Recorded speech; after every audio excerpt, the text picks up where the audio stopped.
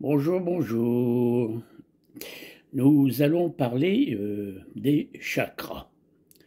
Les chakras, terme hindouiste pour désigner les centres de force, les centres d'énergie qui se trouvent dans notre corps. Souvent, on parle des centres du corps astral, mais il ne faut pas oublier que dans le corps éthérique, il y a aussi des chakras. Chakras, donc, dans le corps éthérique, dans le corps astral, dans le corps mental et aussi dans le corps spirituel. On retrouve tous ces chakras dans nos différents corps. On a l'habitude de parler des 7 chakras principaux qui sont dans le corps astral. Alors, on nous dit que l'on peut éveiller ces chakras avec des stages de 48 heures en mettant des cristaux sur chaque chakra qui vont l'éveiller et le faire tourner. On vend aussi des baguettes pour activer la Kundalini.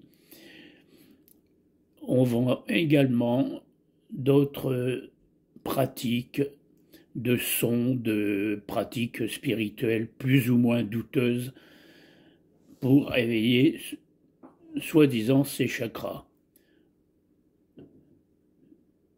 Faisons agir notre discernement à travers ces inepties et ces imbécilités. Si on prend les textes classiques de l'Inde ou de l'Égypte ancienne ou du Tibet, on s'aperçoit qu'il fallait de nombreuses années, de nombreuses expériences de méditation, d'exercice pour faire tourner plus ou moins ces chakras.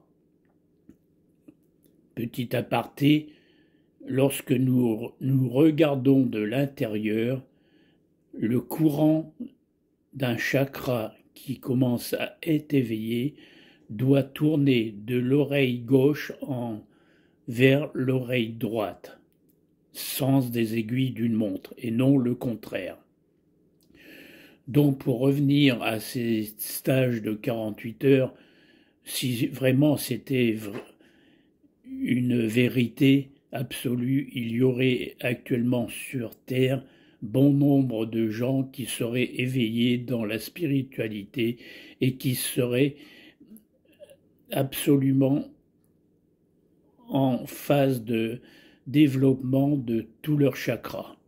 Ce n'est certes pas le cas.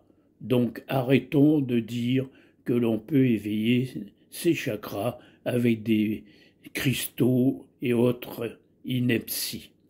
Voilà, c'était une petite aparté sur le développement des chakras.